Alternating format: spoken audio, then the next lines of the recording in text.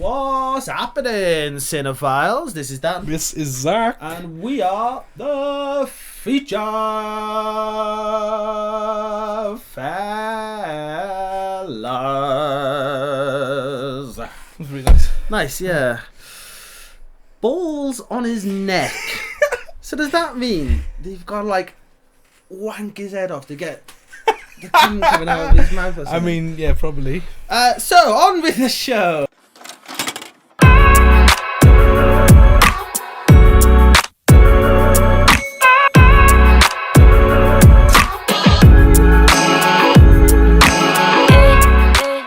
This week, we're looking at movie 43 from 2013.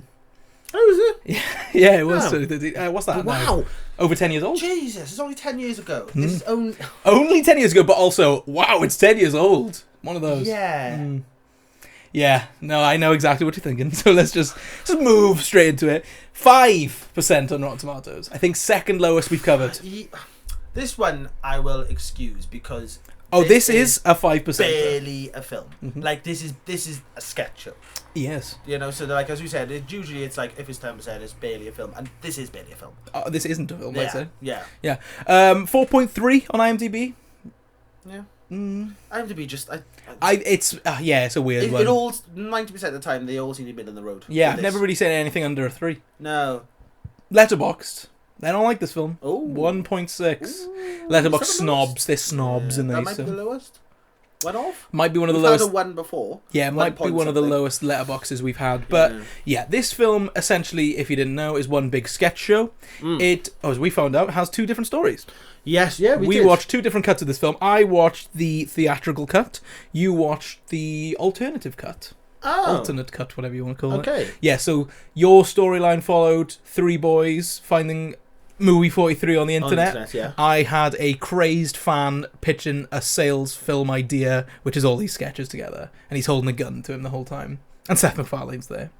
Oh, because there was loads of... I seen at the end when it was going, Seth MacFarlane's here, and I was like, where? Yeah, he was Where is this man? randomly popped up at one point. I'll get into it. Oh, So, okay. there's a lot of weird history behind this film. The whole marketing ploy was, we have this cast. It's insane. This is all it is, though.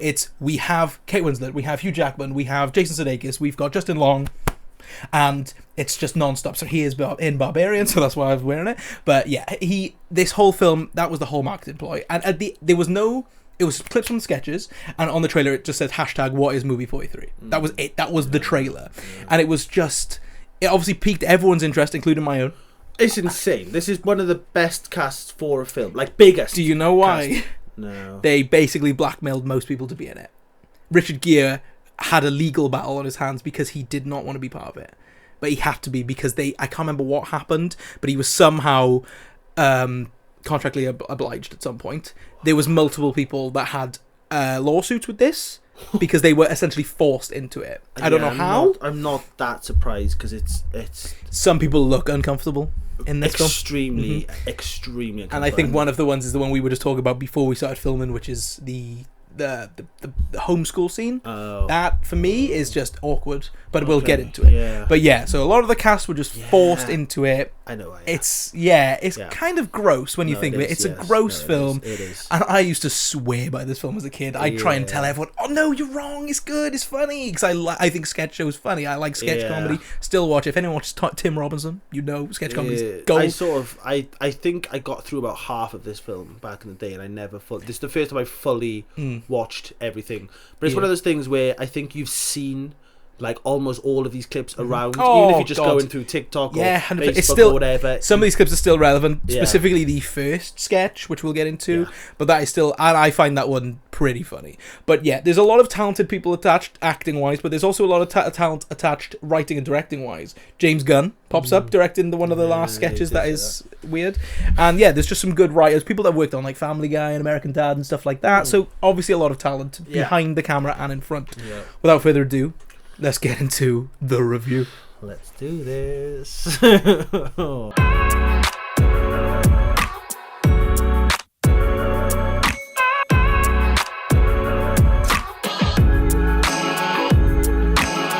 So I initially already wrote, I don't know how I'm going to take notes for this, because it's a meager plot on both sides, with whichever cut you watch.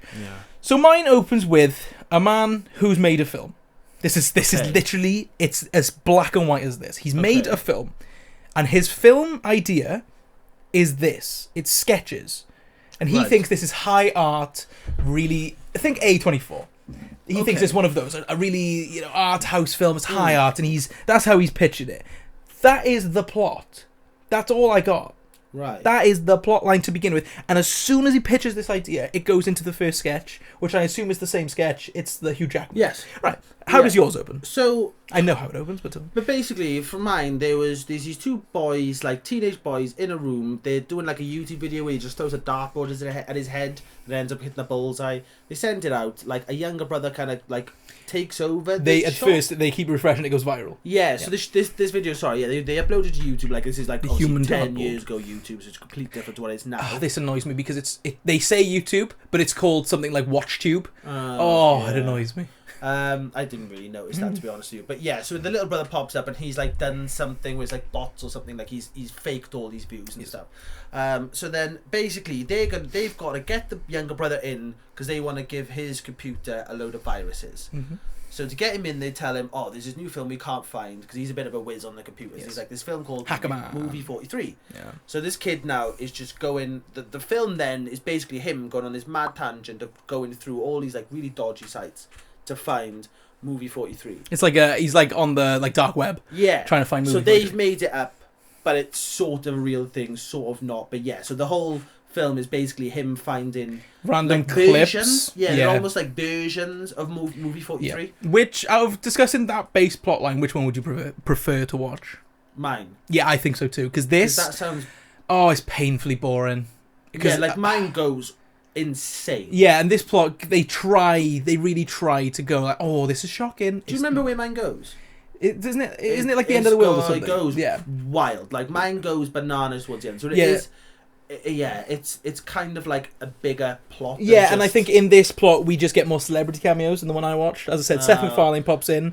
Common, the rapper actor, he's like the head executive of this place. That's what I was saying to you just before shooting that we seen. So at the end when it's got like the reels of cast and it's got all these people, and I was like, he wasn't in it, he's in it. So most of these people are in, which is really weird because why don't they just tailor it to whatever version you watch? It's silly. Odd.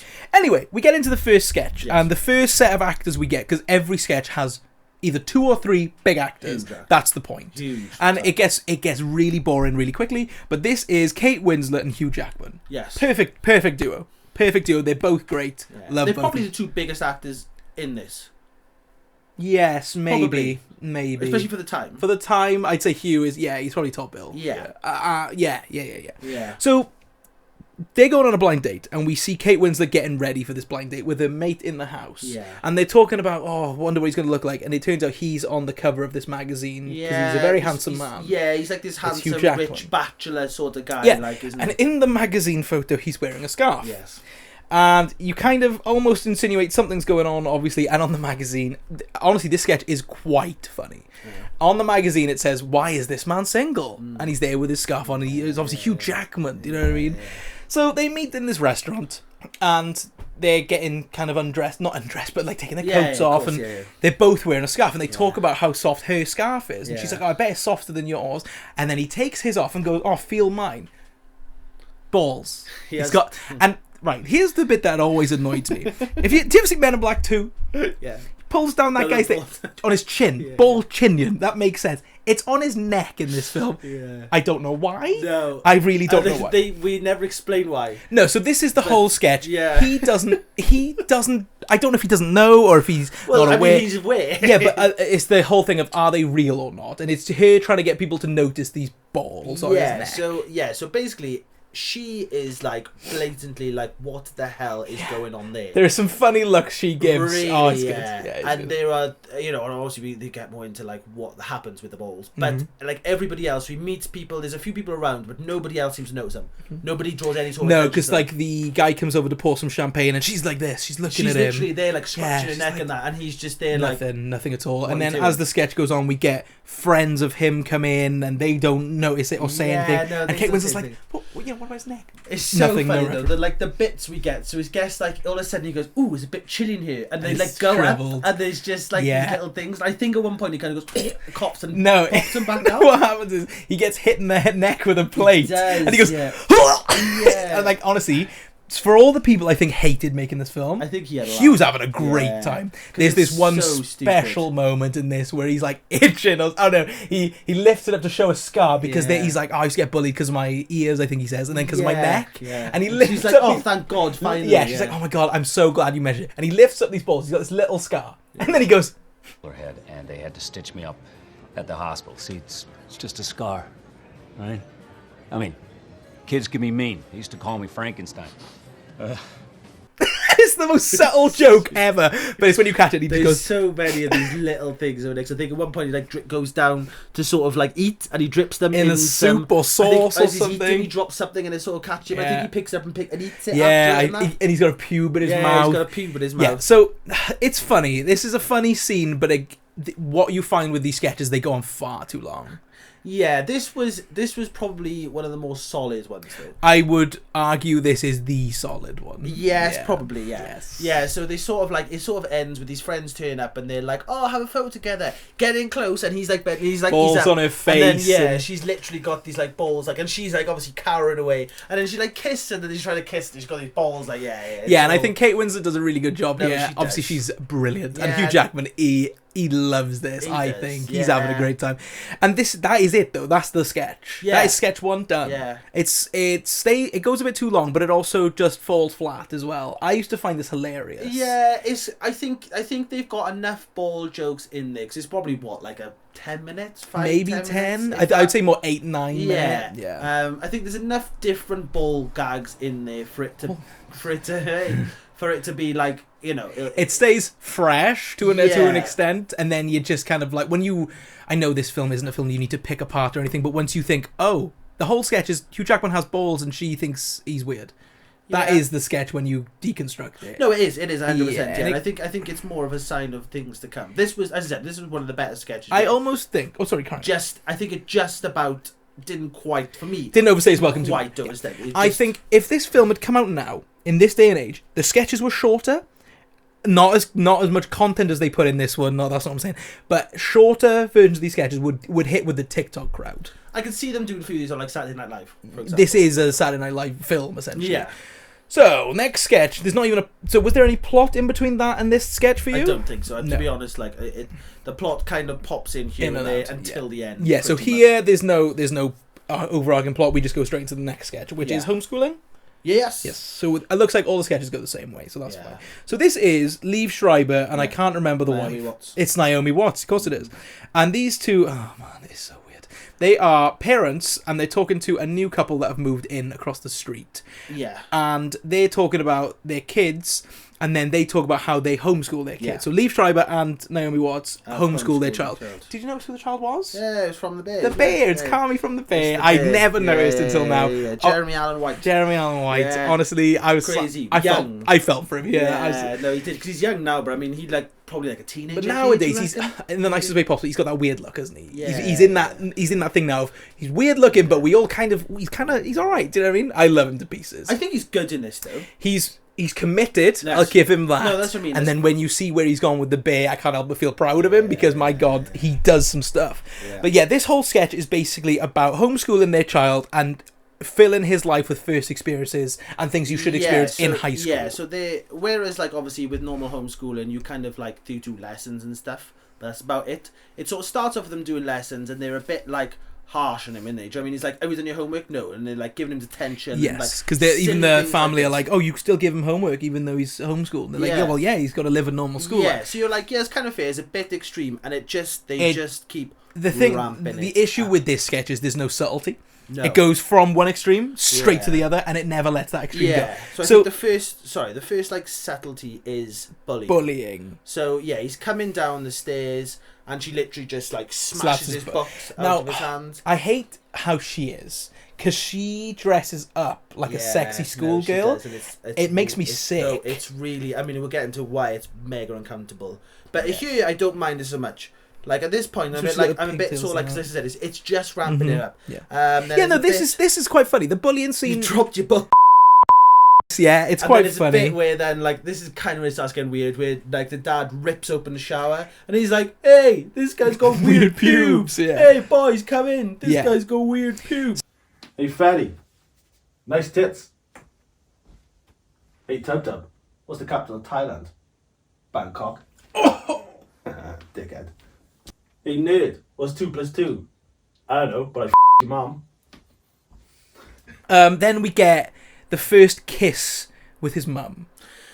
Oh, this is so weird. And so, it's the fact that what would have made no, sorry, they do throw like a house party and they stick him on like a pole. It gets weird, doesn't it? Yes. They throw a house party. He tries coming in and they're like, no, loser. Like it's almost like like Nicole so and so's from here from school. You fancied She's her. the cool girl. Like you're not coming in. Then they stick him to a pole, tape him up, and write like something in poo. Yeah, I think it's I love.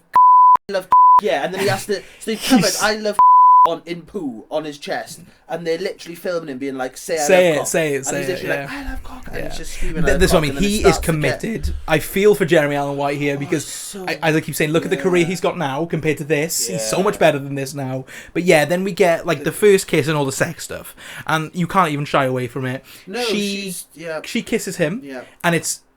What would have made this scene funny is if they go to kiss and it cuts. Yeah. That would have been funny. Yeah. Does not happen. No, she kisses him. She eats his mouth. Yeah, she goes in. She's like putting tongues in and all. And I mean, again, and this is him the whole time. He's like this. This is his son, man. Yeah, this is her son. This is literally his son. And then I think she finishes it by going, I think we should go all the way. No, she goes, do you have protection? Yeah.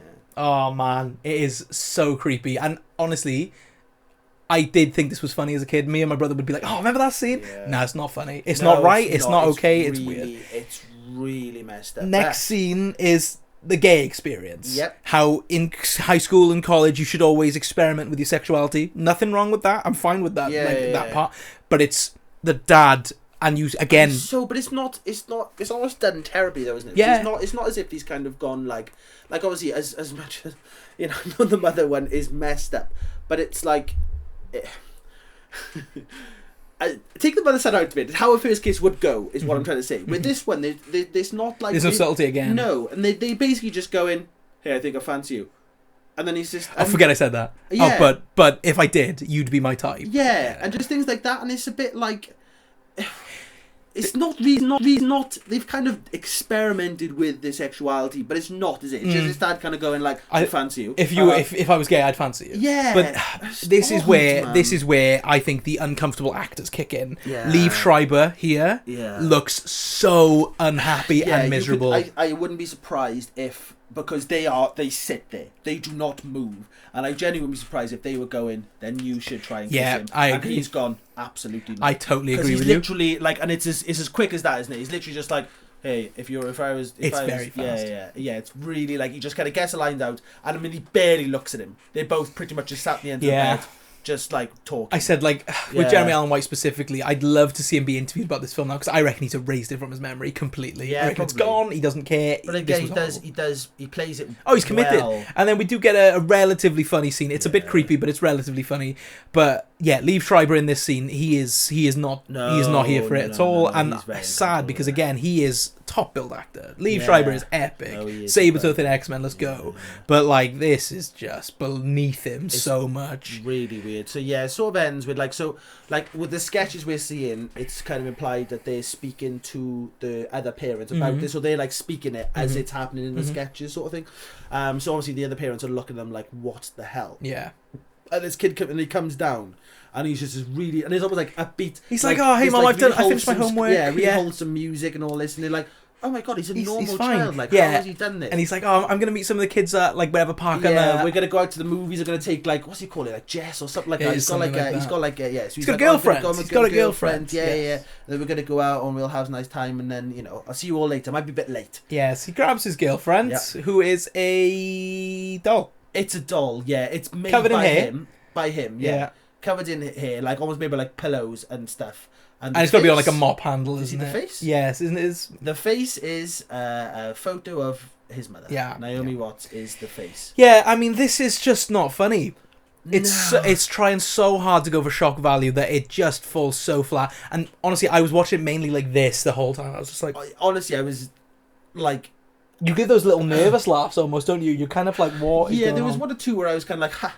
But the beginning bit, the bullying thing, you're kind of like, that's fine. I seen this, and honestly, if I think for a lot of these sketches, I was just staring and flabbergasted. And like, that's what I mean. When you said 2013, this is 10 years ago. Yeah.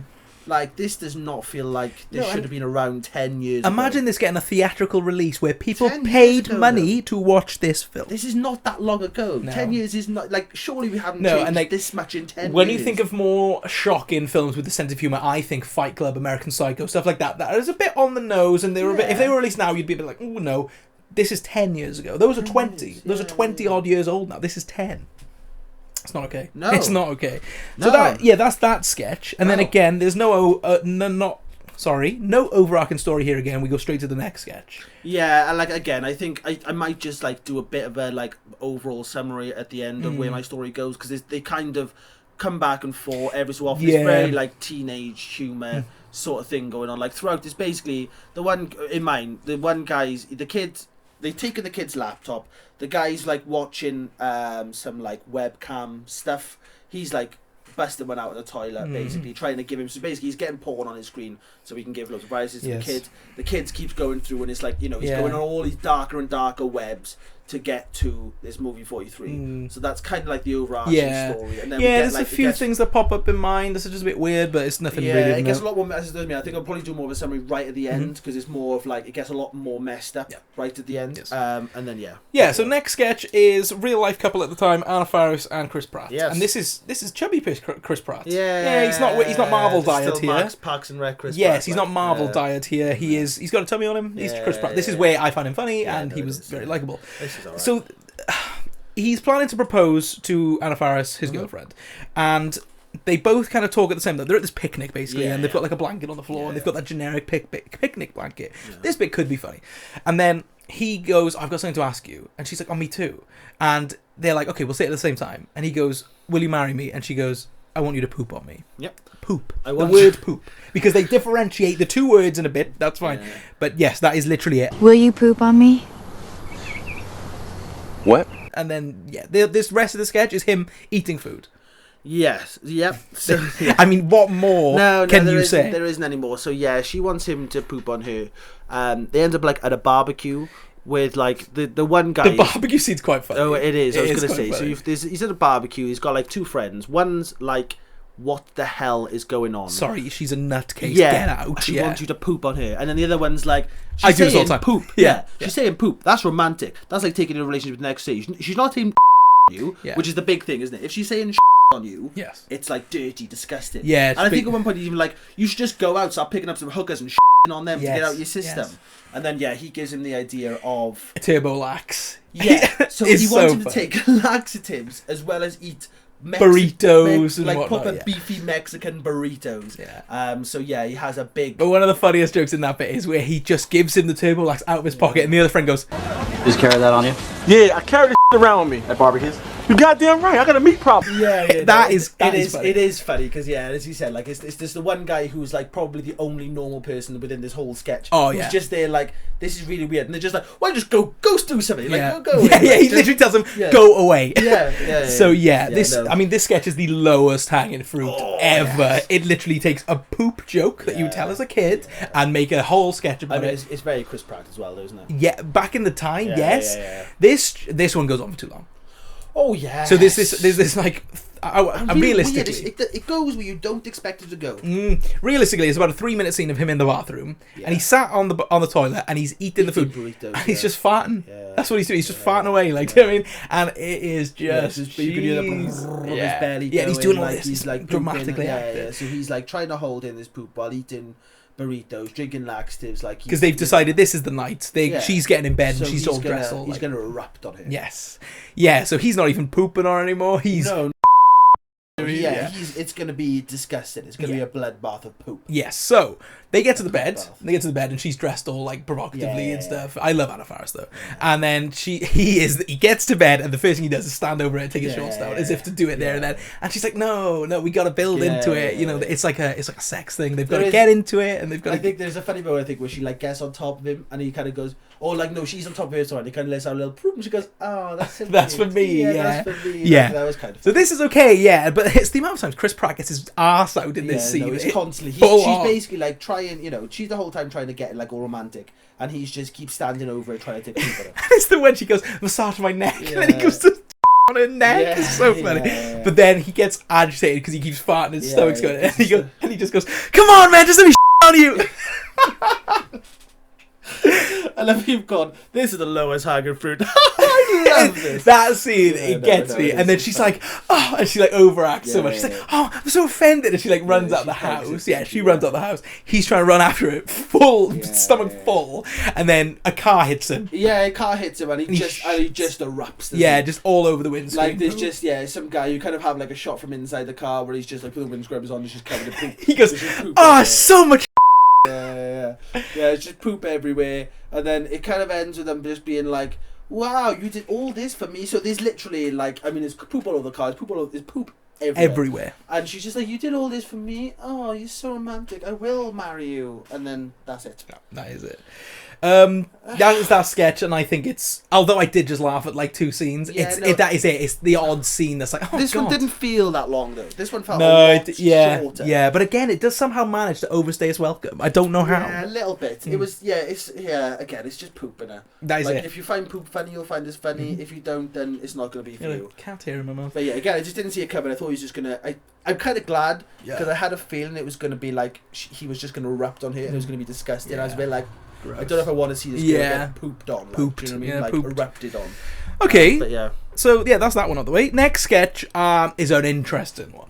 I quite like it. I'm partial with this one, I can't tell. Yeah. So this is two of the biggest actors in the world right now. One just coming off a fresh Oscar win, and one coming off all the TV awards you can imagine. So we've got Kieran Culkin as the store clerk, and we've got Emma Stone as his like ex-girlfriend. Emma Stone, and she's like super bad Emma Stone here, and I love her. She looks great. This is a really odd one. I don't know how much of this one we can talk about, because there's some of the stuff they come out with is outrageous.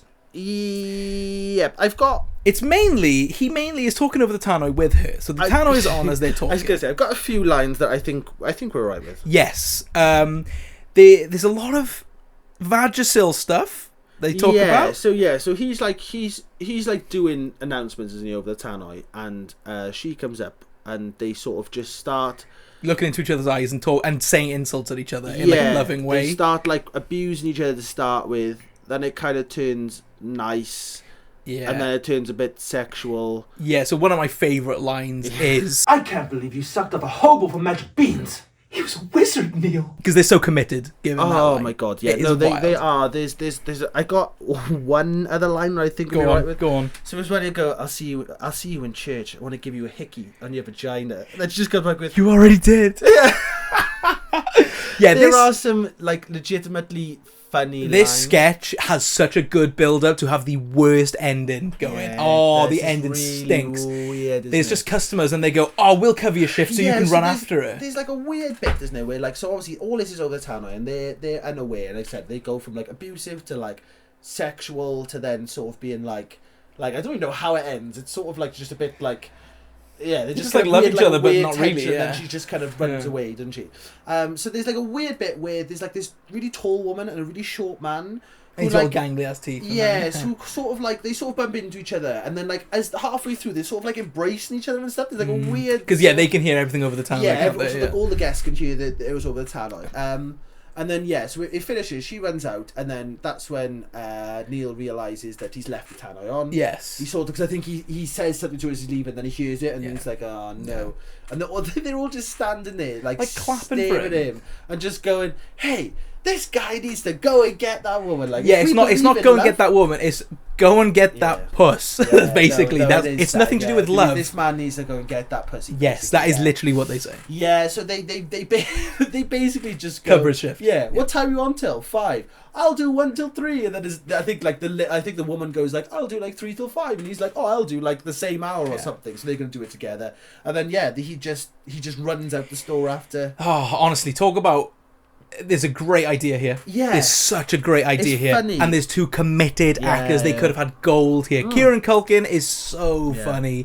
And Emma Stone is so funny when she needs to be. Like, obviously, she is one of the best actors in the world. My God, one she's of the on absolute fire best. at the moment. But this is just such good. It had such a great idea, and they squander it so quickly. They really did. It's a difficult one to end. Really. Yeah, it is. But I they. didn't expect. Yeah, the way they kind of went about it. I would have just rather them run out the shop and be like, "F this, I'm going." Yeah, but no, it's no. I'll do this. No, It's just it's not weird. funny. It's just not funny. So yeah, that's the end of that sketch too. Yeah. We then get that little advert in between. Yes. So it doesn't. This isn't the sketch yet. This is like sketch. Yeah. So there's. I think pretty much from here, maybe, yeah. So we've got it starts to ramp up. So I think probably at this point during my film, they're starting to get in the real dark web. So the sketches start to get Darker. a lot darker. Yeah, a and lot in more my messed plot, at this point he's got the producer held at gunpoint, and he's like, "You're going to listen to my offensive ideas, and I'm going to tell you all of them." Yeah, And then this is where it wraps up. It starts to ramp up. So there's a thing called iBabe.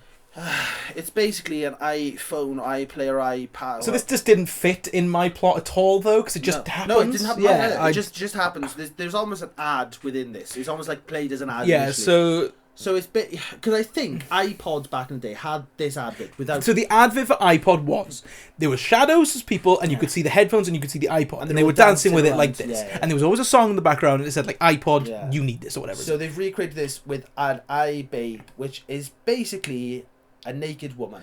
It is so. They're not real.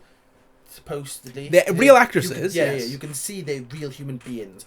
But for the story, there's just supposed to be basically iPod players that are naked women, Android women things. I don't think they move or anything. No, though. I they think you don't. just They're plug sort of headphones like, in. Yeah, they're sort of like just realistic looking women that have like a little thing to play your music on. Yes, So they're almost like a speaker. It is disgustingly It's disgusting. outdated. Oh, And like really, this is, really bad. you know, you can get a lot of laughs out of low hanging fruit, but this is just literally going, you like naked women? derogatory as You like hell, naked isn't it? women? This is the scene It's for literally you. just a naked woman stood in the middle of a room Yes. with And now there with is a people sketch dancing around attached it, at some which point. is horrific. There's maybe one line that I think is relatively good that comes from the woman employee. The one woman employee is so derogatory, but we'll get to that bit. Yeah. But the next sketch is, I do like the next sketch, I'll be honest. Oh, it's mad. It's a funny one. It's really odd. This felt more comedy because these are comedy actors. Yeah, no, so it far, did. we haven't had any comedy actors. No, These not are really. comedy Yeah, no, actors. it is, yeah. So you got Justin Long as Robin, Yeah. Jason Sudeikis as Batman, Yeah. and it's a speed dating thing.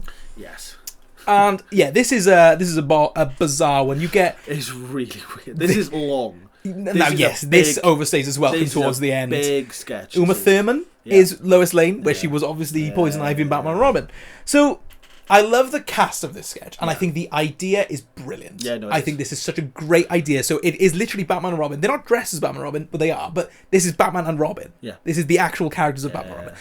And Robin's just speed dating. Yeah. But Penguin is here because he's got some plot to blow Yeah, something he up. comes- They he give it comes- a bit of backstory. So they're on a mission, but they're also trying to get Robin laid. Yes. Basically. is the Yeah, whole point but of Batman this. kind of crashes it, doesn't he? And Yeah, so like I can't remember who is he speaking to. Is it Lois Lane at the start? He's speaking to someone else first, then Lois comes Yeah, into it. so Uma Thurman comes up as Lois Lane, and they're kind of speaking, and then obviously it's like I'm Lois Lane. They're like, Superman. Robin, yeah. We know each Yes. other, and she's like, No, no never knew. idea who you are. No, Like, and then Batman breaks in. yeah, And she's like, "Oh, Batman!" And they kind of have like, yeah. So they sort of like end up catching up and stuff, and then there's a bit then where like Superman turns up. Who is Superman? I know who he is. He's from Ant-Man. Yeah, but I can never remember his I name. know- But I know he's who he is. funny. But yeah, so basically like they sort of like He's got the speak- kale. He's Yeah. ginormous. And then he's like, "Oh, I'll ring Superman now, and he can come over. Yeah. Hey, Superman, Robin's on a date with Lois Lane." And he blah, blah, blah. flies And he literally, through, doesn't he? he Yeah. grabs him by the scruff of Yeah. It's just like basically like don't, because there's a bit, there was a funny bit where she's sort of like, oh, he got really weird after you broke up, and he just stood outside. He was flying outside my window, and crying, or something. crying, and is like it is basically has come as like a fucking tornado. Yeah. Like sorry, something just fell in the side of the room and just actually distracted. He said as he came, it just sort of like broke your windows because he's so powerful. Yeah, and it almost feels like they took this for Homelander and The Boys. It's very similar. No, it is. Yeah, Superman's a bit pissed at Robin. Obviously, Robin's like yeah, he like almost beats him up in the bathroom. And there's loads of just Batman interrupting the dates and like humiliating Robin. Yeah, and again, it gets a bit derogatory at times. And well, yeah, because I think after that, Supergirl shows up. And who plays Supergirl? I can never remember. But she's... I know it's bloody. Oh my god, I know she is. It's Kristen Bell. Kristen Bell, that's it. And obviously Kristen Bell is a beautiful woman. Like, don't get me wrong, she's absolutely stunning. She plays this part perfectly. Yeah, no, she's really good. But Batman is underneath the table. He's put a headset in Robin's ear and he's like, I'm going to help you with this day. I'm going to help you get laid with Supergirl. Yeah. And then he's just under the table going, oh, she's wearing a miniskirt. I can see everything. Yeah. And he just keeps going on about a big airy bush. Yeah, and just the big part in general. Yeah. And this is where it dies for me. Because they had a clever idea, but they ruin it with just sex jokes, and it's not funny. Went too far, didn't it? Yeah. Because obviously she can she's Supergirl. Yeah. So she can share the. I mean, he's not exactly whispering. Firstly, there's a table like this. This is the table. Yeah. So he's literally like on his hands and knees there. So she was like, I can literally see him. Yeah, and I love that little joke. I can see him under the table with an earpiece, just going, "Oh my god, she has a huge speaking like this." Do you know what I mean? It's like the Grand Canyon down here. Yeah. So there's nothing like subtle about it, and then like by the end, he's like, Robin's like, you can hear him, and she's like, yes, I can literally see him. Yeah. He went on like a tiny. He's literally. And then he gets up and starts talking. The issue with this one is there's a weird plot that just kind of goes all over the place, and it's just... So Penguin sort of pops up right at the end with a woman, and so he turns up right at the end. No, he got Supergirl. Yes, he grabbed Supergirl, tied a bomb around her, and he's like, I'm gonna bomb everyone. And then Robin goes over, does the old biff baff boff thing. We have that, which is kind of a nice little touch. Saves her, and then she ends up taking off her... Well, first we get Batman going, kiss her. This bit does make me laugh. Because he's like, kiss her, put your tongue in her mouth, get hers in your mouth. And I love Jason Sudeikis, though. He's so funny. And then, she takes off her face and it turns out to be the Riddler. And he's like, this really gangly looking guy. Robin's all thing because he just kissed him, basically. And Batman with the best line I've ever heard. I guess I woke up this morning with a little case of the fuck arounds. Batman knew all along because he was like, "There's no way a woman would have like a bush like that." Basically, without hiding. And then so Robin's a bit like, "Well, why didn't you tell me?" And that's what that line is gold. But that sketch just ends. And that's it. There's so much potential there. Yeah, it's so much potential. It's a really weird blend of like the proper old Batman. It's Adam West Batman. Yeah. So it's that sort of thing with like this weird like speed comedy thing going on again, like huge actors.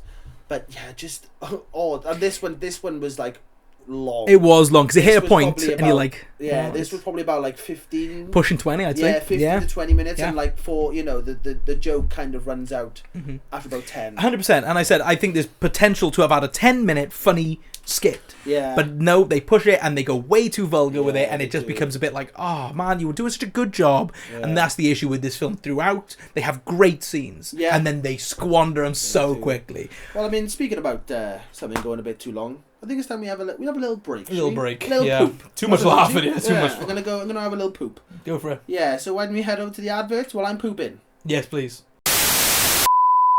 I've just hit my 30s and I'm starting to bleed out of my asshole. What's going on? Don't worry, buddy. You're just having your period. Us men have our periods when we're 30 instead of the young girls when they're like 12. So don't worry, I've got just the thing for you. Yeah. This is the new anal cork. You just shove this sucker up your asshole and you'll feel great. Do you want to give it a go? Sure, I'll take it. A few moments later. So how you feeling now, man? So good, so much better. Wonderful. So much better. You have a good day now. Thanks so much. So you just remember, for just $9.99, you can get the new anal cork. Because periods are for everyone, not just girls. Feeling better now. Good, man. That's what we like to hear. So at this point, we get a random fake advert. Yes. With kids in vending machines. Yes. It's like maybe 3 minutes. Yes. And I don't know how I feel about the fake adverts, but this is, again, I used to find this hilarious. So basically what there is vending machines. Whenever you see a vending machine or a cash machine in this film, there's kids inside. And if you order a can of Pepsi, they give it to you. And then you see this guy just wailing on this machine because it's not working properly. You see the kid crying. Yeah, it's they're kind in, of funny. Photocopy as well, when these two guys are just screaming. Absolutely at good. this And it's a bit of photocopier. inspiration from Office Space, I think, from that bit. Yeah. But it's almost funny. It is, but it's not though, is it? Because it comes across as a bit wrong. No, it does. It That's does. what I mean, Yeah, it does, because they're basically saying don't abuse children. yeah. They're sort of like don't abuse machines, but they're basically saying don't abuse children. And then the they're treating children tagline as for this machines. joke is literally machines. They're full of kids. Yeah, Is that funny? I don't know. I did not laugh at that. don't I just went, know. what? Yeah, this was like a really odd. There's times where I'm like, oh my god, you could do something so funny with this, but then it just This comes time you across just think you just should have done it. You don't need this. this did not need to be in it, and No, it's the it fact didn't that need it's it. all like black and white, and it's all like sad, Yeah. and I can see what they were going for, but they But it's did not not. funny They though, did is it? not get It's it. not funny. No, it's not. My story kind of comes back, and we're going up to the high executive. This is where we see Seth MacFarlane and that, and basically Common is the high executive, and this guy's like, oh, we need to buy this guy's rights because otherwise he's going to shoot me. And Common's like, I don't care what you do. You're a adult. Buy what you want. okay. And then the producer's like, well, hang on, I'm going to take him down now instead of you taking me down. It's really rubbish. It's not funny So at all. yeah, I think probably around this time for me then would be when this other Russian guy pops up, because they basically, as I said, they're going in a darker web. Yep. They've ended up in a really restricted thing. There's only 20 people that he's hacked into. I don't know, some mad site. Yep. And this Russian guy turns up and it's basically like, don't press this. There's a big red button saying press me. He's like, don't press that button. Don't press that button. Otherwise, mad things are going to happen. So the kid presses the button, and then it kind of ends. We end up in this really weird hostage situation where these sort of Yakuza guys have turned up. They've got this Yes, I Russian remember. dude. Yeah. They've got this Russian guy sort of tied up, and they're basically you need to find movie 43 or we're going to kill this guy. It's really cringe. And they I think one of them speaks about a kid from school. They're like, oh, he showed me it. He showed me it. And then the kid turns up as well. So yeah, this is all kind of going on whilst this is happening. Yeah. So there's there's sort of these Yakuza people Yeah. that are going to kill this Russian guy because this movie 43 thing is a legit thing and it's a huge thing. So with this film, I feel like it almost feels like Always Sunny in Philadelphia, right? My favorite TV show of all time, my absolute favorite comedy ever. They do sketch comedy very rarely, but this film clearly takes a bit of inspiration from it, because you can see there's a scene in one episode of Sunny where they go into the shop and they all imagine different scenarios of the shop. Mac goes against the Yakuza and kicks all their ass. Do you know what I mean? Charlie gets an animated one, and it almost feels very similar to that. The difference is Always Sunny have very good comedic timing. They're a great bunch of actors that work together, and they're well written. This is not that. This is very cringe. No, mine's not funny. No, it's not funny at all. The backstory going on, it starts off quite funny. Yeah, but I think they were going for laughs. Yeah, That's but the thing. It's not funny, because No, I know. they're getting attacked. And we learn later there's a really messed up situation that happens on my side of the story. Yes, but again, A I really think messed they up were thing. going for comedy. But yeah, it's not. Never reaches No, it. it's not funny. So next sketch is the whole iBabe sketch, and I don't think we need to go into too much detail with this one. No, because there's I think- too much Yeah, creepy I think content. we've got there's one of the sketches coming up that's all right. We can kind of speak about more. But there's the next lot. It gets very difficult to speak about. Again, Yeah. this is 10 years ago, which is absolutely mind blowing.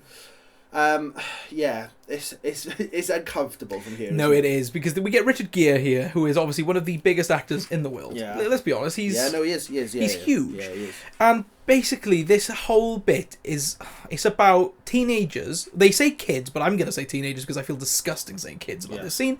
But they basically say teenagers are buying the iBabe and sleeping with it, and it's crushing their penises. Well, I mean, let's be honest. The first shot is a 15-year-old putting his penis inside it. Yes. We don't see the thing, No. but you see him going to do it, and he breaks his penis putting it. Yeah, and because they basically put a fanning system in the vagina. No, God!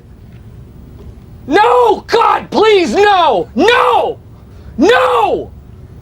No! yes. That's That's this sketch. That's this sketch. That is the whole thing. There's one bit where you see a guy. He's like a testing guy, and he's like, they were like, "Oh, how did it go?" And he's like, "Yeah, all good." And he's no arm. Yeah. He's got like a prosthetic arm.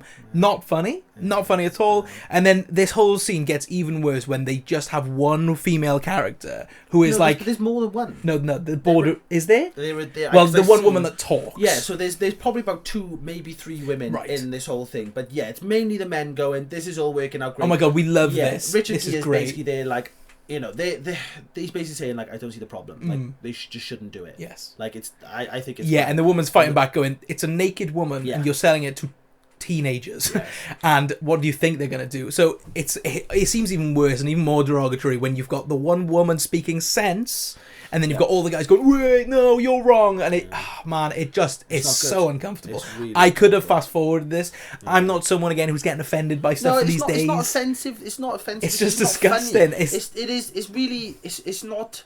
It's like shock comedy, isn't it? But it's not funny. It's not funny. It's not done well. Nope. Like, it's very much just like, as I said, it's just derogatory, isn't it? It's just looking down at women as things. And I think that's the only word you can use for this film. No, but it is though, isn't it? It's just one woman trying to be like, "No, this doesn't really make sense," which her bits are funny because it's her pointing out what we're all thinking. We're all sitting there going, "Yes, this is really odd." You literally have a woman, you know, a naked woman, and she's the one basically saying what we're thinking, which, you know, as I said, her bits which make it not funny, but you know what I mean, like they kind of that's where they were going with the comedy, and it just it's rough. And then they end it by bringing out the new special edition. Yes, which you know, they basically they bring out a black woman instead. Yeah, so it's they've added you always remember buying an iPod, you get blue, you could get whatever color. Yeah. This is what they're doing, but they go in. This is kind of like their version of a nano, I guess. Like, it's ridiculous, and it's just the new version is because they've got a white woman to start with, now they've got a black woman. It's ridiculous. It's horrific. No, it is, and I did not crack a smile during this whole scene.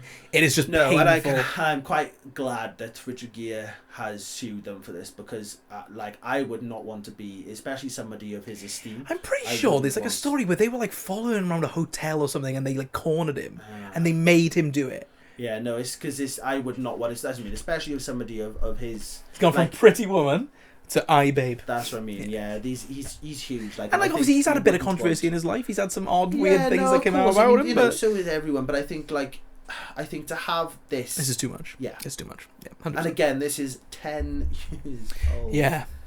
This is wild. So let's move on from that because it's absolutely disgusting. Yeah. And I think the next sketch is probably a personal favourite here. Oh no, yeah, it's elevated by one joke, yes, but it's a very good joke, and this scene is kind of funny, and I love the cast. I think this whole thing is probably one of the more iconic things. Oh god, yeah. Outside of like this and the Hugh Jackman one. Yeah, because I always see this bit on TikTok, specifically one line. Yeah. So yeah, this is two kids hanging out, and Chloe Grace Moretz, and I can't remember the boy's name. I know him though. Yeah, he's obviously very thing, and it's like a bit of a date. They're like young kind of kids having a bit of a date, and I think they kiss. Yeah, they kiss, and then she like gets up to go to the toilet, and she's basically had her first period. This is the whole thing. This is her first period. She's never had it before.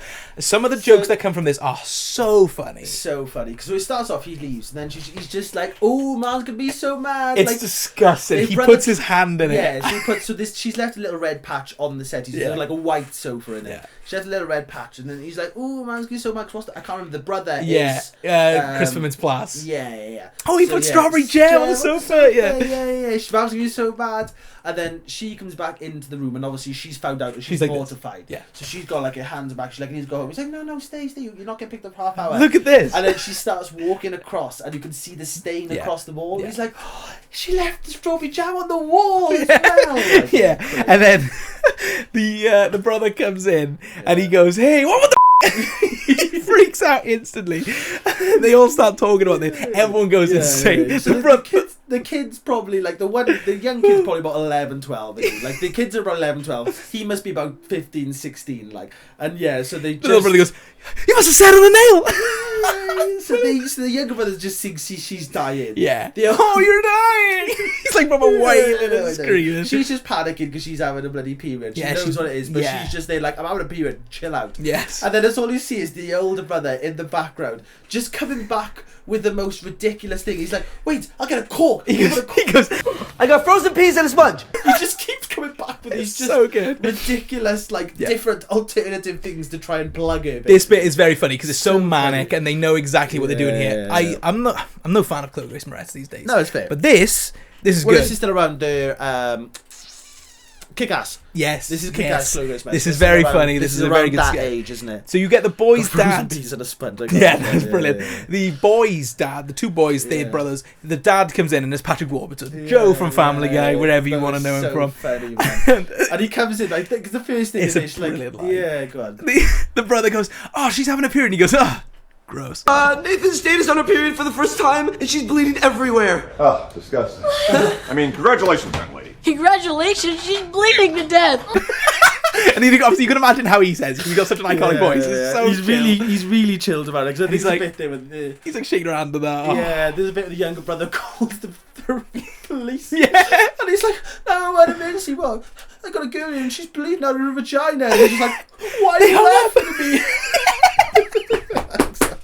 Yeah, so this sketch is, it all depends how your sense of humour goes. Yeah. This is, this is very funny. This is like the best sketch. Like it's really, really Yeah. funny. It's really silly. Yeah. And I think it works so well because obviously you've got the younger brother who's like having a heart attack thinking she's dying. You've got her who's just dying of embarrassment. Dad who's super chill. Yeah, dad's super chill, just finds it all disgusting. Ew. And then you've just got the younger brother who the older brother, sorry, who just keeps going back with like these random like rubber things gloves to on. start like plugging in with stuff. It is very so funny. carnage, but it's amazing. Yeah, and then we get the daughter's dad. Yeah, so come the in. daughter's dad finally comes in, but before we get there, Dan, I think that's the sound of an award. An ceremony award coming is in. headed this way. I think we've got a big award ceremony coming back. Big one? Another one, big one, Big one. Big one.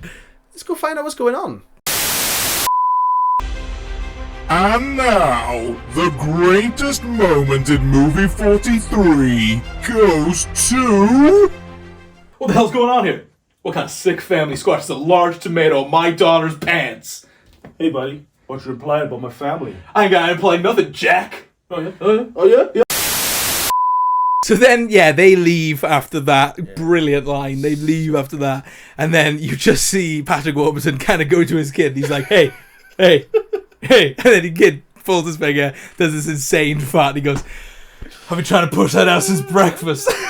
Yeah, they all just like sit down and then they just like put on like this a really weird channel. Yeah, Ruined it with this joke. Yeah, so they did like it's like another advert with none of the adverts land in this film. But So, yeah, it's so like- it turns on TV. So you just sit there like it's all like sports. Boys, like, yeah. Turns on this like TV show. There's two girls running on the beach and They jump in the water. Jump in the water and a shark eats one of them. Yeah, and then it says Tampax. Yeah.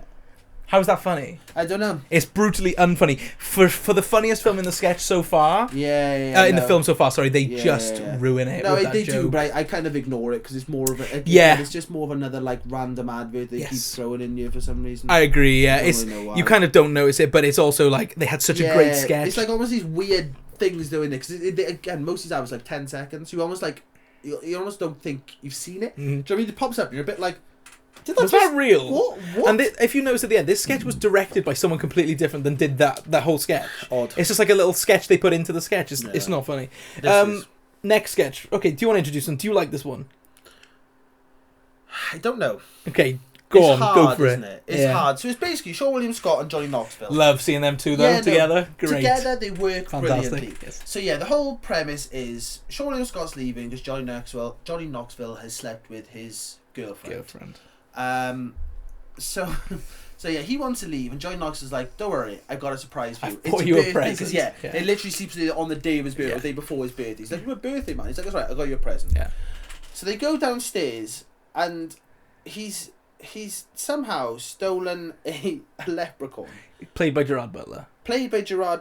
So Gerard Butler is just a filthy mouthed leprechaun. Yeah, now this is where go. Sorry, no, they've sort of tied him up, and it's Ooh, it's an odd one, isn't it? So I want to bring this back again to Always Sunny again. I don't know who did this first, but this is an exact sketch in Always Sunny, but it's done differently. Basically, it's St. Patrick's Day, and they basically kidnap a small man, and they're like, "Oh, it's a leprechaun. Where's your pot of gold?" And that's hilarious. It's such a great sketch. No, this is a leprechaun. This is a real leprechaun, real and leprechaun. the whole joke is the fact that he says the C word and. No. He's just every thing, obscenity you can think of, he's saying. Like every sentence has like 3 swear words. Like, yeah, it's just constantly. And they're not even like light swear words; they're extreme. No. Swear words. It is like he is just constantly abusing them. He's constantly telling them he's going to bite their dicks off. Yeah, I don't find this funny in the slightest. It's too. I think the cast is so good, and then they just go off the rails. It just goes, because the initial thing of them coming downstairs, finding a leprechaun, is a bit abusive, kind of funny. And it keeps going, and you start to go, ooh. Where are they going to go with this? I don't really know, because, so basically this butler, this leprechaun just gets more and more abusive towards them. Yeah. And then they just start unloading on him. So he's tied up on this chair, and they just start beating him. Yeah, now, the violence aspect I enjoy. I like the violence aspect. Yes. Yeah, fair. Because it's just... These two idiots in real life, like, this is just their type of thing. I guess, and they are committed. It works for these two. I think, as you said, with Hugh Jackman, and probably these two are having the best time. I don't know, because Johnny Knoxville looks not like Johnny Knoxville does. Yeah, but Johnny Knoxville can't really act. Well, Dukes of Hazzard's hilarious. Yeah, but it's not... It's Johnny Knoxville in Dukes of Hazzard. Like Johnny Knoxville plays himself. Something feels off here for me about him. Sean William Scott's kind of doing his thing because I mean, bless him, he's not relevant anymore. I guess it's again though. I think because he's just Johnny Knoxville. It's not Jackass, yeah. He's trying to act. Yeah, maybe that is the case. Yeah. Maybe he had a great time, but he doesn't come across as if he's having a good time. It just kind of I'm a bit like it's a bit uncomfortable though, isn't it? Do you know what I mean? And like. I don't know. It's odd. I think because they literally just, they're just beating up this little person. Yeah, and I mean they are rinsing it. And like Gerard Butler is very CGI here, so it's not like oh my god they're beating really this. Odd though, isn't it? Yeah, it's awful. Because there's obviously a little person there, and then they just CGI Gerard Butler's head over CGI, it. Looks horrendous. Really but yeah, this sketch is just not funny. No, it's just too extreme. Yeah, I quite like the violence aspect of it, but yeah, it's just not funny. Yeah, no. So basically, they go and want a pot of gold. He's going, you're not gonna have a pot of gold. Yeah, basically. So they get a phone call from a guy, and they're like, right, if you don't give us a pot of gold, we're gonna kill your friends. So they're like, right, fine, no worries. So they get a knock on the door, there's a pot of gold. They drag this pot of gold, I mean it's like a massive cauldron. They drag it all the way down the stairs, turns out there's another Gerard Butler. It's not Gerard Butler, it's a different actor. It's not Gerard Butler. Are you sure? Yeah. It looked like a very different man. No, it's Gerard Butler. Okay. They're both Gerard Butler. Okay. I'm like 90% confident. I might be wrong. Okay, no, that's fine. I thought so anyway. Yeah, because they looked similar, but then I was like, oh, hang on, that looks like a different man. Yeah, I thought it was. Yeah, no, I thought it was. So this other leprechaun comes out of the pot of gold and starts attacking them, and I mean he's like wailing. He shoots one in the eye. He shoots on the nipples. He shoots William Scott in the eye. So he's got a gun. Yeah, he shoots it. What does he stab him in the eye? No, he shoots him in the eye. He shot me in the eye. And then he stabs still in the nips. Yeah, he stabs him in the nip. He's sort of like fighting, both. and then he does. Nips. Yeah. So they're sort of like he's on him. I think he's like biting his nose or something. Johnny Knoxville's nose. So he's down there, and then Sean William Scott ends up with the gun. And he's like, shoot him, and then he just shoots the one that's tied up, which is obviously the sort of joke is like, obviously, why are you shooting that one? He's like, not that one, the other one. So they shoot both leprechauns. They kill both the leprechauns, and they've got the pot of gold, and they're sort of like, oh, that was kind of mad. So there's a relatively funny bit when they're walking out. They're like, these actually don't. They've got like bags. They're like they're pretty light little fellas, aren't they? And like they just literally just dump in the bin, covered in blood. They're all like, ah. And then we get like the last. I've got a second present for you. This is the least funny thing I've ever seen in my life. It's odd. I hate it so much. Basically, there's an angel a fairy in Sean William Scott's bedroom now, which she wasn't there earlier. So I don't know how that happens. Yeah. But she's obviously a very beautiful woman. Let's be honest. I don't know if it's maybe like an adult actress or something like that. But I don't know. I couldn't really tell. I'm not sure. She's basically dressed up like a fairy, and she basically just says, "I suck for gold coins." That's the joke. Yeah. It's not funny. No. It's really weird, and they end smiling, and that's the end. Yeah. Rubbish. This is. I've written this is bloody exhausting. This whole film it is exhausting. But I think at this point we need to go find some words from somebody else. I think we need some input from Some somebody input, here. because this is a lot. This is too Yeah, much. I think I'm gonna go find a director. Yeah. So I think we're gonna head over to Stefan Spalberger. You there, buddy? We need some assistance. Yeah, we need some assistance. Try and give us just give us something. What the hell is going on here? Please. Whoa, please, can we have some quiet on set, please? I'm trying to do something. Thanks. What movie is this again? 143. Oh, this movie, it's not good at all. I'm not having a good time, man. I'd rather be watching something pretentious and just dramatic and not this. This is disgusting. This isn't funny at all. I'm not enjoying this.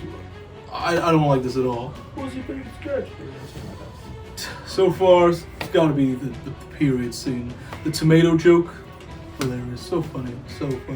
But the rest of it, it's just falling flat for me. It's just not great. Oh, if you'll excuse me, I gotta get back to set. The actors are going nuts over there. I'm on my way. I'm coming. Back to you. Thanks, Stefan. I mean, didn't really clear things up, but we appreciate. We the comments. appreciate As it. always, love to hear from you. Have good luck with your new film. We hope it's great. Yeah, cheers, man. Next sketch is Stephen Merchant, which is such a strange actor to have in a film like this. Because although I know he's a big British actor, but this is like high caliber Hollywood actors and Stephen Merchant. Yeah. Odd. And this was before he did like Jojo Rabbit and stuff like that. Yeah. So yeah, this is like a really weird one. And Halle Berry, which is really weird because she's big actress, and then Stephen Merchant. It kind of works. Though. It does work, and they're genuinely funny. No, this bit is funny. Until it's not. Yes. So this is them again on a date. This is a date situation, and they're in like a Mexican restaurant. Yeah. And they're talking normally, and Halle Berry's a bit like, oh, "Come on, man! Like we've heard all this before." She's basically like, "I've been on so many dates. I don't want to talk about like who my family. I don't want to talk about family, job. I don't want to talk about any of that. I want to do something a bit more spicy. So she says they should play truth or dare. Yeah. And basically, this whole sketch is just them playing more and more extreme truth or dare. Yeah, so it starts off. She goes, go grab that guy's ass. So there's a guy at the bar, like a big sort of Mexican dude, and he's sort of like, she goes up, so she wants Stephen to go grab his ass. So he does. The guy turns around, punches him in the face, and then Stephen comes back, and he's like not happy about this. So then he comes back with. This is again. It really depends on your sense of humor, but I find this really funny. It is yes, funny. it's offensive, No, but my god, it's funny. But no, yeah, this is kind of like tame. This is the tamer side of it, yeah. So yeah, so basically, there's a birthday party going on like next door that he sees through the window, and then there's a blind child who's his birthday. Birthday. So they've got a cake coming out, and Steve Merchant basically says, go in there and blow out that kid's candles before he can. Yeah. So they do the whole like. So yeah, she walks in there. They kind of do the whole gold. Happy birthday to you. Like they And finish she's just like going, and then she jumps it, blows it, and then about 2 seconds later, the kid blows. It's the timing of this is perfect as well. This is genuinely funny, and then it just kind of goes. It goes from there. I'm trying to read how much we can get into this one. So she dares him to strip off and like kind of get into this it's kind of funny thing. though, isn't it? Because there's a bit where like he's got the girl's head and he's literally like bouncing. And obviously, if you know Stephen Merchant, he's about 6'4", and he's no, man's about 6'8", and he's an odd looking fella. Yes. Yeah, and he's literally holding, but he's not even holding the front of her face. He's got the. She's sitting there like this. He's holding the back of her head and like bouncing it off his penis. And like he's fully clothed. Right? She's got his shirt off. That's funny. But that's funny. She is dared to make guacamole with her boob, yeah. and obviously it's a fake chest. No, it is. Yeah, and she's just squishing it. Yeah, it's pretty funny. And then he gets dared to get a penis on his face tattoo. She's got like a penis coming. Yeah, that's fine. Mouth, she's dared to put hot sauce in. Vagina. Yeah, I'm glad you said it because I was going to say somewhere you shouldn't. Yeah, but, you know, it's fine. Vagina. And then he gets this bit made me laugh because this gets more extreme, and then he's dared to get Moby Dick read to him by Snooki from the Jersey Shore. This was really odd. I found that hilarious. No, it is funny because it's literally like ramping it up and up and up and up and up, like getting more and more extreme. So we've just gone from chapter 10, shooting hot sauce up in vagina to just getting Moby Dick read to him by bloody Snooki. That bit is genuinely funny. It tickles me. And then the surgery. Yeah, and then surgery, which is poor taste. Oh, it's not good. It's really not good. Yeah, so Halle Berry gets surgery to basically look like she almost looks like the Stay Puft Man from Marshall. Yeah, but you know with her, it's kind of funny because Oversized tits. Yeah, but Yeah. how many times have we seen these, especially like older celebrities who end up looking Peak like boobs, this? yeah. You know what I mean? Where it's like cheek filler, lip filler, like Faces her of- face yeah. is all like Yeah. stretched out and filled, and she's just got like just the most ginormous boobs you've ever seen. They are huge. Yes. And then on the way out, he also has surgery. yes. So and he does it to her first, and Yes. on the way out, there are some Asian men sitting there. She sees them, and then she.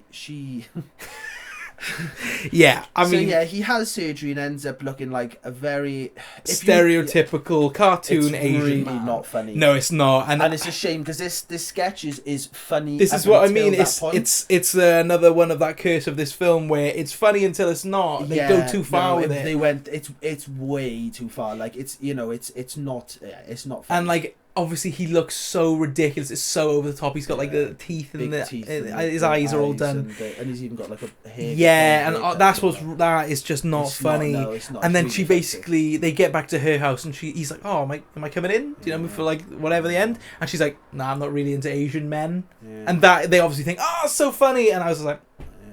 And then she's opened doors and go, I'm not going to let these go to waste. Yeah, and she just takes her top off and that's it. Yeah, they really ruined one of the best sketches of the film. Yeah. And it makes me sad because it's very good and their like connection is really the good.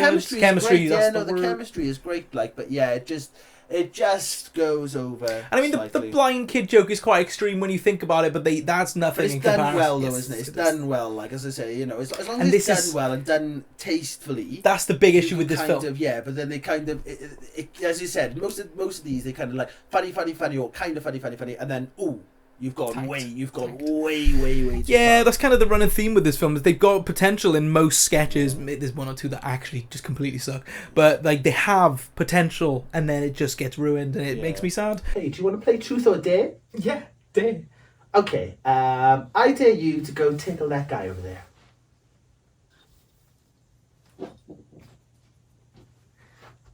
Off, dude. Okay, truth or dare? Dare? I dare you to set yourself alight, call your family, and tell them how sorry you've been for your whole life. Okay. So this sketch is about the first black team to play basketball in 1959. Yeah. Now I think this is a very. No, they're not the first. They are. No, they're not. Are they not? No, because literally in the speech he's like, you've beaten all the black teams. Oh, okay. Yeah.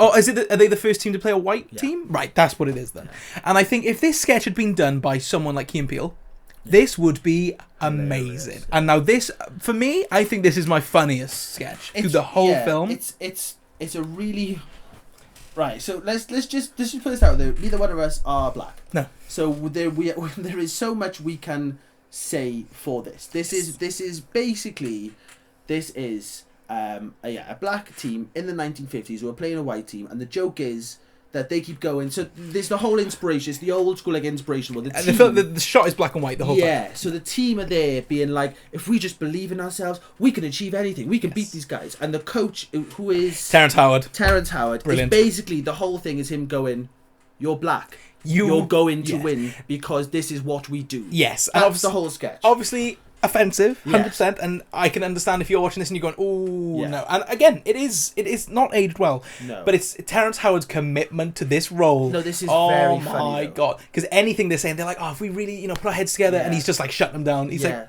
"You're gonna do it because you're you. You are. Look at you. This is why you're gonna win." Yeah. And again, it does kind of go on a little bit.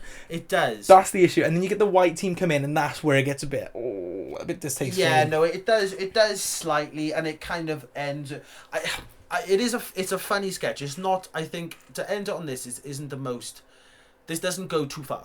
No, it doesn't, and I think never goes too far. I don't think it's funny because of the race stuff. I think it's funny because of Terrence Howard and his commitment to this bit. That's the hilarious bit because it's a spoof, isn't it, on the sort of the typical sports film. This almost feels very Scary Movie-esque. Yes, no, 100%. Yeah, it's a very typical, like as you said, like it's that thing, the last game of the last, to win the championship. You've got the team, and there's always a coach being like, "You've done all this, you can achieve if you believe." Blah blah blah, giving them all this sort of like rah This speech is to just get them going. Look at you. Yeah, the team keep trying no matter what they do. Like, and I think there is like a joke about. There's a bloody brilliant line where he goes, "You seen this guy? He's got a 6-foot dick. trouble with that. Oh god, that is so funny. How big's your penis? About a foot. About a foot and a half, and he goes, foot and a half. And that's what I mean. It's the more commitment to those silly moments rather than just the race stuff. It is funny, because you've got these, like, that's what I mean, just because of it's so alternated, you've got a team going sort of like, so like, come on guys, we believe in ourselves, and he just keeps hammering home this set. And I said, I can understand if you're watching this and going, oh man, this ain't it for me. And I would say, fair enough, I understand. But this is taste. In my opinion, this is tasteful. They do it well, and obviously it's an all-black cast, you know, apart from the white team that comes in. So, you know, and I think Terrence Howard does a very funny job here. And the fact that this is the end of the film and it's the funniest, for me, it's the funniest sketch. Probably, It's like they went, this is a good one, but the rest of them suck. So we're going to really wait like for this an one. actual sketch. Again, I think Key and Peele could have picked this up and they could have done something really special with it, because that's their specialty. Yeah, it's done. I think it doesn't obviously as welcome this as well, because they obviously have the big game at the end, and they annihilate them. The black team was it 101 to 1? I think it is. They annihilate them, and then there's a beautiful bit at the end where they get like the white team get like one penalty, and then the guy like because even like they're obviously dunking, they're doing all these like mad dribbles and stuff, and you know the white team don't have a chance. There's a bit where he doesn't even shoot properly. The white kid literally throws it, underarm throws it.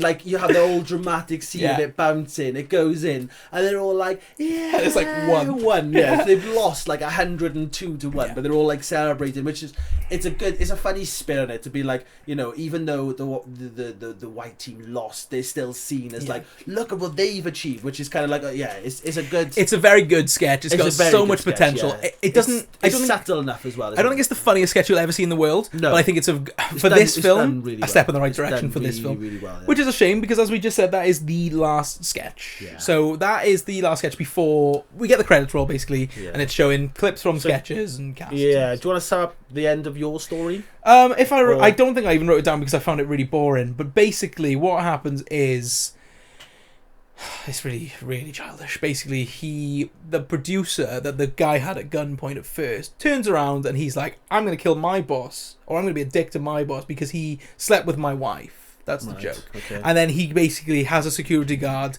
come over and he's like, he's holding the gun to him. And he's like, "I want you to suck him off." And he's like, "No." He's like, "Well, if you don't, I'll shoot you." That is the joke, and that's how they end it. It's painful. It's painful. Okay. It's not funny. It's just silly. And if I'm correct, I think then this crazed guy gets this movie made, and that's it. Rubbish. Well, so yeah, mine's. Well. I'll just well. Yeah. So basically, yeah, we have this whole sort of like Yakuza thing going on in the background. We end up finding the actual movie 43. They get up to movie 43, which is a film of this young kid in the future where basically because they've released this thing, they had like some sort of gadget thing that they pressed a button, and because they've done this, the world is now going to end. So it's him from the future telling them, don't the Terminator, you know? Yeah, don't do this because the world will end. The brother's sort of like disabled, right? And then it turns out the brother was on a chat room. As I said, he was masturbating earlier in the toilet to his own mother. Oh, yep. Yes, right. So she comes in. He sees she's wearing the same clothes. There's a bit where she's got the clothes on and she's sort of pulling up her top, pulling down her trousers. He's masturbating, and then she walks in and he gets all mentally messed up from it. And then they kind of try to make it a joke as though that quite literally crippled him. Right. Like he ends up in a wheelchair because of it. This all happens. The actual end of the world happens. Then we get a bit right at the end where this boy is wheeled around in his wheelchair because he's now disabled. Yes. Finds a laptop, opens it up, but I think it's like it basically goes, do you want to resume or whatever? So it's basically saying like movie 33 destroyed the world. Do you want to like go back basically? And he keeps going yes, and they're like, tough, you can't. Do you want to watch this instead? And he's like, oh yeah, man. And then this sketch comes into play. And then we get the credits. Yes. Oh, fair. That, I mean, yours sounds horrendous too. No, but it sounds better than mine. Yeah, it was like the whole like end of the world thing was a bit like, oh, it's kind of mad and kind of funny. But I think the whole like then his brother got disabled because he masturbated to his mother. I was like, I mean, is that funny? No, that's the thing, isn't it? It's not like again. He's literally. There's a point where he's literally like slurring in it. You know, he stood there in the background as if It's like they really set out to make the most as if he's had a stroke or derogatory something. movie Yeah, ever, it's bad. It's really bad. Yes. But yeah, that's how mine ends. Fantastic, great film, great plot, great overarching plot. We get the credits roll and we get one more sketch, and this is directed by James Gunn, who is probably the biggest director in this film. I don't like this one at all. No, this is rubbish. That's odd. But I love the performance by Josh Duhamel. Yeah, it's just really odd. So yeah, the basic premise of this one is weird. There's a man. It's Josh Duhamel and Elizabeth Banks, and now she wrote one of them earlier. I think it was the speed dating. I think that's hers. Oh, okay. One of them is because she was pretty good. So it's Josh Duhamel and Elizabeth Banks, and basically they're like madly in love with each other. And he has a cat by the name of Beazle. Who's an animated cat? He is completely cartoon, but in like a really weird animation style. But yeah, he's like it's almost like old school Cartoon Network. Yeah, it's very. He's a cartoon. He's not even animated. He's cartoon. He is a cartoon. Yeah, but it's that sort of like weird, like off. Yes. Something's not quite right about it, sort of thing. Yeah. And the basic plot to this one is he's in love with his male owner. Yeah. That is the plot of this one, and basically he's jealous of the girlfriend. Like, properly in love, because you get like a few like thought bubbles. Yeah. And there's there's There's one where he's on his face. Yeah. Doing a bit of this. Literally when he's his face. Yeah, and there's a scene as well where the couple is doing this to the owner. Josh Duhamel, yeah. There's a couple. The couple are clearly having sex at some point, and then Beazle is in the wardrobe watching, crying, and masturbating. No, himself with a broom. Oh yeah. No, yes. Up the bum. Yeah. Yes. I mean, it's painfully unfunny. I do like Josh Duhamel because he comes in whenever he sees Beazle, he's like, "Ooh, Beazle!" He's like really over the top. Funny, isn't it? It is funny. The cat's the worst thing about this thing. I mean, there's one point where he's looking at pictures of him in the swimsuit and he's just knocking one out. Yeah. Ah, man. Yeah. He weird, like attacks the girlfriend, sprays all over her. Yeah. So I think eventually he's like, I'm getting rid of the cat because I love you. I want to marry you. Like, we'll be together forever. Mm-hmm. The cat ends up trying to kill her. Yes. Then she turns her around and just starts like smacking him with a like, shovel in a kid's birthday party. Beat him up, and then the owner comes back, sees it all happening. Takes Beazle, walks off, and leaves her to get hit by kids. Yeah, and the kids start beating her to death. That's the end of this sketch. So this sketch is very much when James Gunn was doing his James Gunn thing, not DC Marvel James Gunn. This was James Gunn making Slither and making Super and making all those weird films. Love those films. Yeah, those films are good. But him doing this sketch, just trying to be extreme for the sake of being in movie 43... No, it's not funny though. Sucks. It's really not funny. Because you think of Super and he balances extremity. There's some scenes in Super that should not be there anymore, but there's some extreme scenes mixed with heart. Yeah. Same with Slither. Slither's weird, but it's got some nice moments. Yeah. This is just... It's not funny. Disgusting, weird, and sexually bizarre. Really bizarre.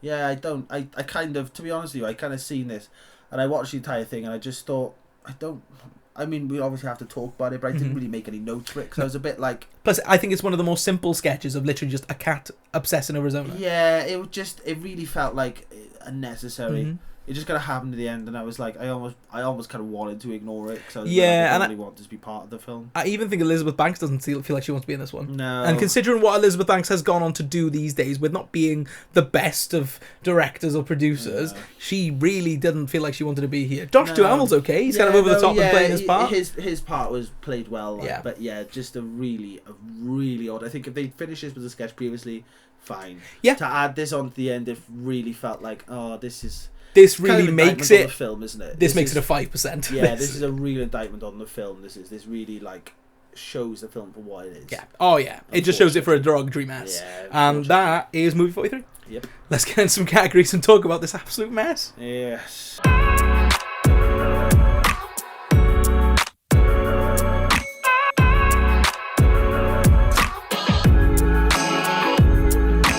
So let's start with the acting in this film. So obviously there are a million... How would you rate this film, man? Yeah, I agree. This is more of a YouTube showcase, really, isn't it, than a film?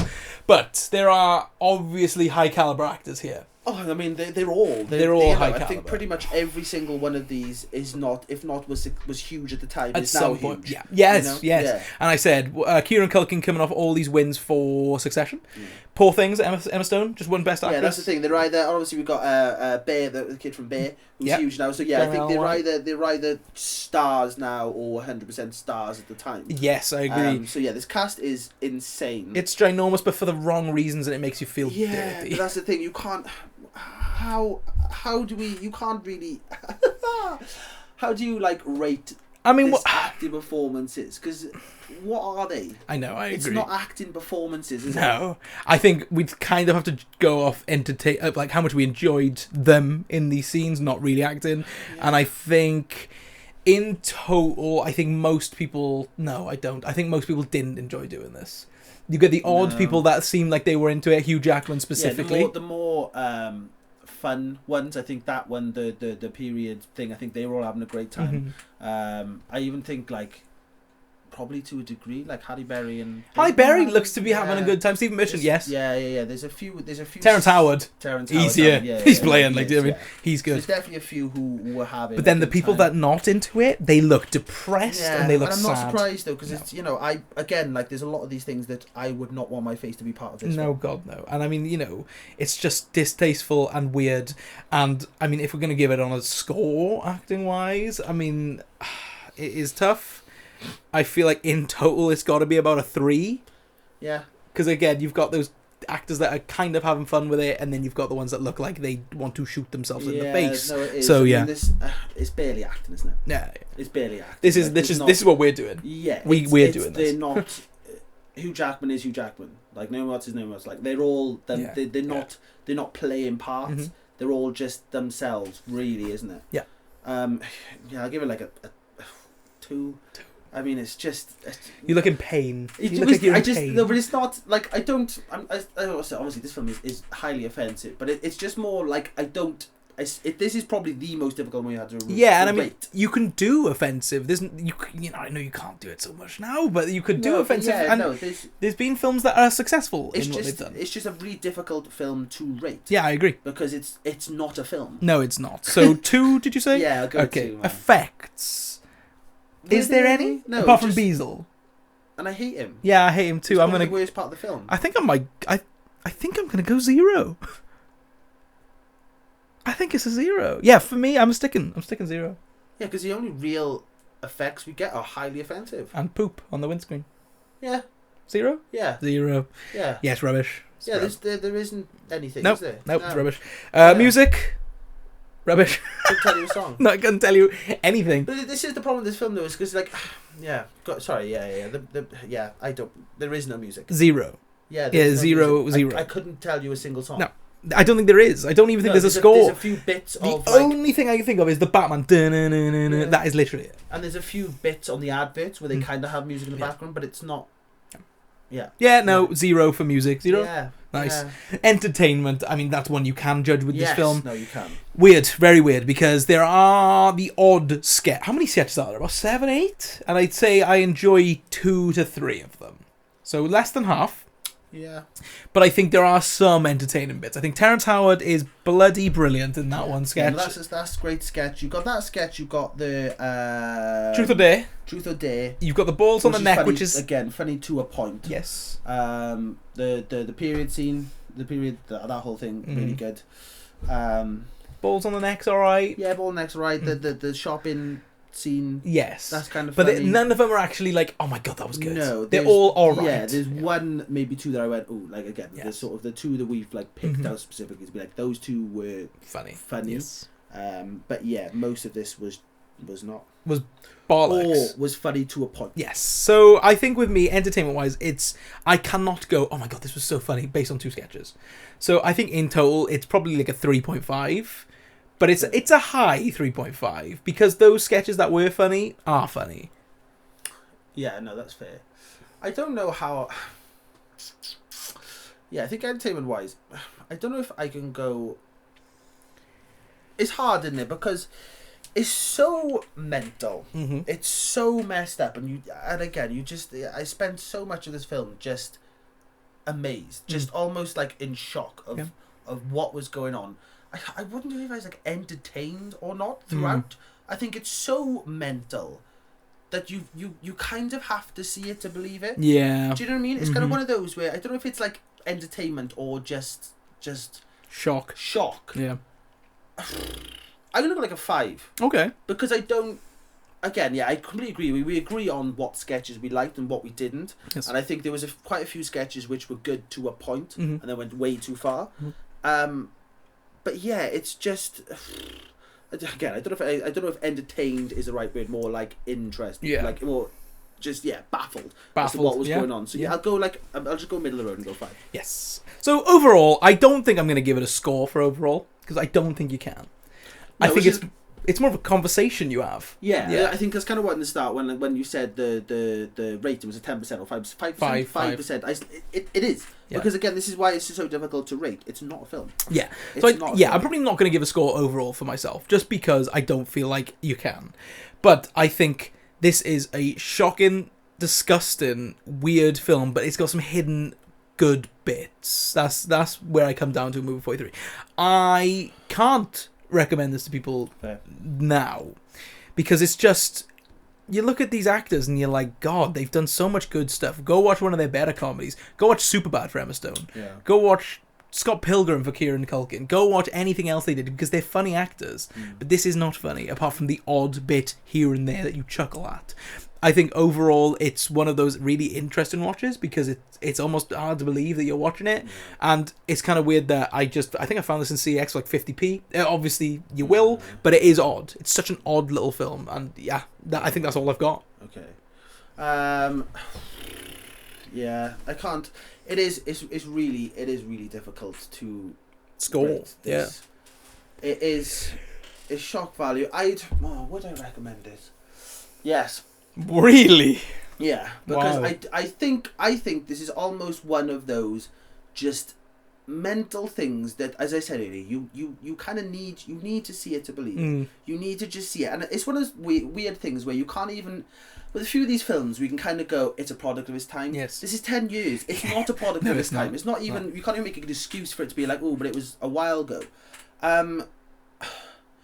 If you're easily offended, please stay away from this film. If you're just, we've explained it the best we can, but it is something you need to see to understand and to sort of be like, it's something it's like almost like an experience. In a weird way, it is almost an experience. Again, I'm not really gonna go for an overrating because again, this is not really. It's not applicable here, is it? It's barely a film. But yeah, I mean, I'm assuming most people have probably seen at least 1 or 2 sketches from this. Yeah, I mean, Hugh Jackman and the period bit, 100%. Yeah, and just for the cast alone, to see all these ridiculously famous people in these ridiculous situations, you kind of, I would recommend it to people who, firstly, are not easily offended, but secondly, people who are just intrigued. Curious, if you like sort of mad, messed up films, then you'd probably get something. A bit of a kick out of it. Yeah, not enjoyment, but just something where you've gone, oh, I've seen that, and now I kind of see. Yes. You know? 100%. Yeah.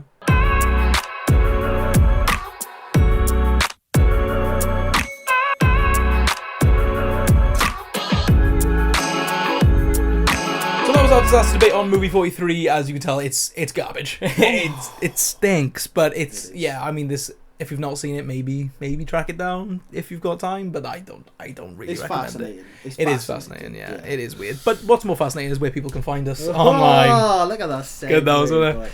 Go on. Yeah, we're at The Feature Fellas. We're on Facebook, we're on Twitter, we're on Instagram, we're on TikTok, we're on the Spotify if you want to listen to us. Listen to those beautiful golden voices. Obviously, I wouldn't go that far, but yeah. Obviously, like the video, share the video, subscribe to the channel. That'd be wonderful. That would be wonderful. And then leave a comment, Daniel. Favorite sketch show? What is it? Because I am a big Key and Peele person, but I'm a big Tim Robinson, the new show on Netflix. It's brilliant. It is so bizarre. It's so wacky. Also like Auntie Donna's Big Old House of Fun. But these are modern ones. Yeah. And this is the thing. Modern sketch comedies, brilliant. They're doing it. They're doing it right. Because it's not just about being offensive. It's about being clever and creative. Have you got one? No, I didn't think you did. Yeah. You're not really a sketch comedy guy. I think there was a bigger thing back in the day, and they've aged horrifically. Yes, 100%. So, for me, I think you should leave. Tim Robinson is brilliant. Jackass, that can't. No, but that's fine. And with that, we will see you next time. You stay classy, motherfucker.